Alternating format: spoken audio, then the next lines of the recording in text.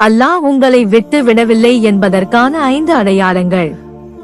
சில நேரம் நம்ம வாழ்க்கையில எல்லாமே ரொம்ப மோசமா போற மாதிரி இருக்கும். அல்லாஹ் என்னை ஏன் இப்படி சோதிக்கிறான் அப்படின்னு நம்ம மனசுக்குள்ள கேட்போம். ஆனா ஒரு விஷயத்தை மறந்துடாதீங்க. சோதனை வருதுனால அல்லாஹ் உங்களை விட்டு விட்டான் என்று அர்த்தம் கிடையாது. அதற்கான முதல் அடையாளம், கஷ்டம் வந்தாலும் தொழுகையை விட்டுவிடாமல் இருக்கிறது. உங்க மனசு உடைந்திருந்தாலும் யா அல்லாஹ் என்று அவன் பக்கம் திரும்புறீங்கனா அது மிகப்பெரிய நன்மை. இரண்டாவது, பாவம் செய்த பிறகு மனசுக்குள்ள வருத்தம் ஏற்படுவது. நான் இப்படி செய்திருக்க கூடாதே அப்படின்னு மனசு கஷ்டப்பட்டு தவா செய்ய தோணுதுனா அது அல்லாஹ்வின் அருள். மூன்றாவது, துஆ கேட்கும் எண்ணம் உங்களுக்கு தொடர்ந்து வருவது. நம்மால் எல்லாவற்றையும் செய்ய முடியாது, ஆனால் அல்லாஹ்விடம் கேட்க முடியும்.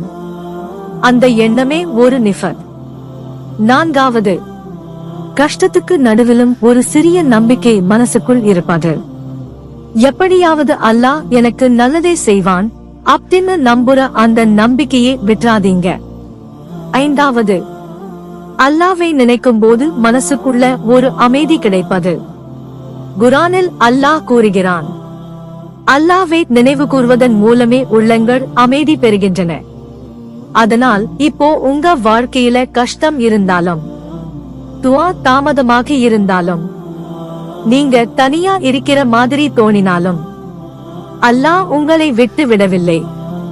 அவன் உங்களை பார்த்து கொண்டிருக்கிறான் என்று நம்பிக்கை வைங்க. கடைசியாக இந்த துஆவை கேளுங்க. யா அல்லாஹ், எங்களுக்கு வரும் சோதனைகளை எங்கள் ஈமானை அதிகப்படுத்தும் காரணமாக ஆக்குவாயாக. எங்களை ஒருபோதும் உன்னை விட்டு விலகச் செய்யாதே. எங்கள் துஆக்களை ஏற்றுக்கொண்டு எங்களுக்கு நன்மையானதை வழங்குவாயாக.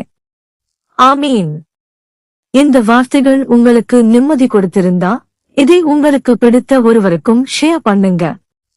இந்த 5 அடையாளங்களில் உங்களிடம் எத்தனை அடையாளங்கள் இருக்குன்னு கமெண்ட்ல சொல்லுங்க. இன்ஷா அல்லாஹ்.